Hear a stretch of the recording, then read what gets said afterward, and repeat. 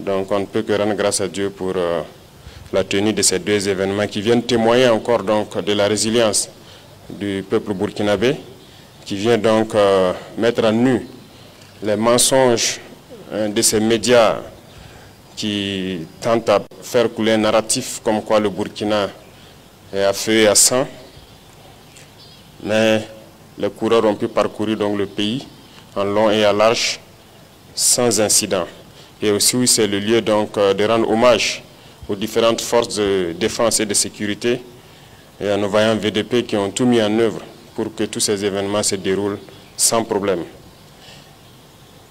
Il y a aussi au cours donc de ces semaines assez d'événements ici à la présidence, notamment un certain nombre de responsables des différents départements ministériels que j'ai tenu à recevoir personnellement pour essayer de rediriger l'action gouvernementale en cherchant à rationner les dépenses de fonctionnement.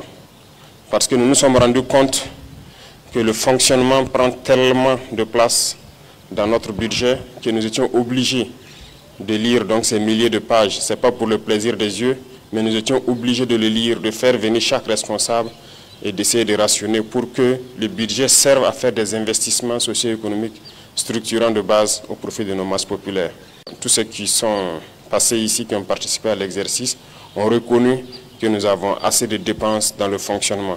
Et nous allons continuer dans ce sens à minimiser les dépenses de fonctionnement de l'administration pour pouvoir investir mieux au profit de nos populations.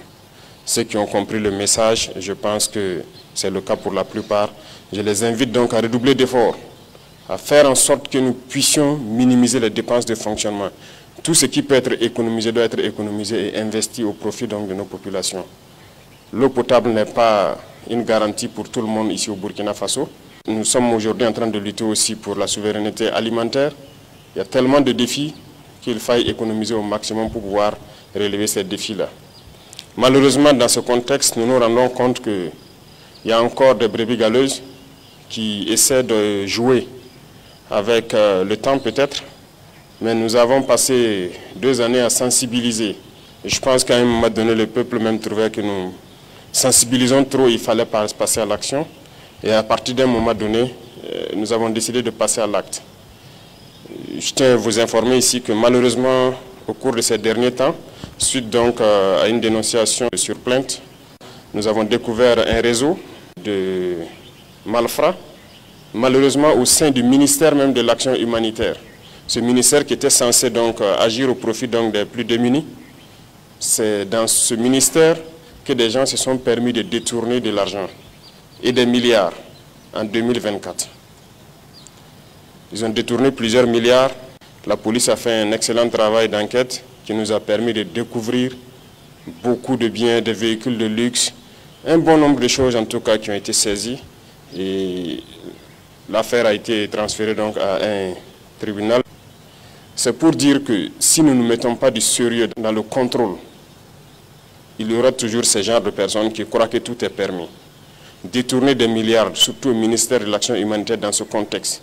Il y a des agents de Conasur qui ont été pris dans ça, qui sont en prison actuellement. Des centaines de millions détournés. Des vivres qui devaient aller au profit donc des plus démunis, au profit de ces personnes déplacées internes. Et c'est dans ce ministère que des gens ont essayé de détourner cet argent. Et je suis persuadé que ça existe un peu partout parce que nous poursuivons l'enquête. Souvent, il y a ces arrestations que vous puissiez ne pas comprendre, mais nous savons pourquoi nous le faisons. Il y a encore beaucoup de personnes qui essaient de détourner les deniers publics. Nous n'allons pas avoir de la pitié pour ces individus-là. C'est l'occasion donc d'interpeller la commission des règlements donc des dysfonctionnements qui a été mise en place, parce qu'il y a beaucoup de dénonciations qui arrivent au niveau de la présidence ici, de se mettre au travail sérieusement et de nous permettre de dénicher tous ces voleurs qui se cachent dans l'administration. Nous ne pouvons pas tolérer cela en ces instants de lutte contre le terrorisme où des gens se sacrifient sur le terrain et d'autres sont à l'arrière, se permettent de voler des milliards et pour se mettre dans du luxe. C'est difficile à cerner cette situation. En plus de tout ça, il y a des Burkinabés qui manquent de patriotisme. Nous avons tous suivi les efforts qui ont été faits pour pouvoir acquérir un nouvel avion la dernière fois. Et j'étais obligé de recevoir la semaine passée 2 mécaniciens de la compagnie qui, dès l'arrivée de l'avion le 2 du mois dernier, le 3 dépose une demande de démission. Et un dépose la demande de démission le 3 pour prendre effet le 4 et l'autre prenait effet donc le 31 octobre. Et pour cause, il demande une augmentation des salaires de plus de 2 millions. C'est du sabotage. Et je pense que c'est un manque de patriotisme grave. Le conseil d'administration a essayé, vaille que vaille, de les raisonner. Ils sont même allés faire des concessions jusqu'à 400 000 francs de plus sur leur salaire et tout. Ils ont refusé catégoriquement, ils ont refusé de travailler. Pendant qu'on sait bien que l'avion, à chaque vol, on a besoin de vérifier un certain nombre de choses pour qu'il puisse se relancer. Mais ils ont refusé de travailler pendant que le nouvel avion venait d'arriver. Ça, c'est du sabotage pur et dur. Un avion qui arrive le 2 et le 3, vous décidez de ne pas travailler, des mécaniciens. Nous étions obligés de les recevoir et de passer donc le message qu'ils vont travailler de gré ou de force. On ne demande pas à quelqu'un, nous n'allons pas négocier encore. Ils vont travailler et c'est ce qui est en train de se faire. À l'armée de l'air, il y a des mécaniciens qui ne touchent pas ce qu'eux ils touchent, mais qui se sacrifient jour et nuit pour que les appareils soient en vol pour pouvoir soutenir les forces combattantes. Ils n'ont jamais réclamé un franc de plus. Donc ce sont des genres d'esprits que nous sommes en train de combattre. Et c'est pourquoi j'ai dit faire une révolution, ce sont des défis. Et tous les jours, il y a des défis.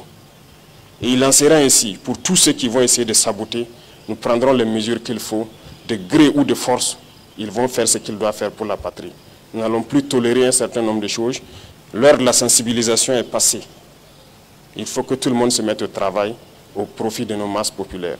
Les Burkinabés ont assez souffert et continuent de souffrir. Il faut qu'à un moment donné, ça s'arrête. La masse populaire a le droit aussi de connaître un peu de joie, de vivre et de savourer ce qui appartient au Burkina Faso, nos richesses. Il n'y a pas de raison que cela appartienne juste à un groupuscule et qui se permette de dilapider cet argent public-là.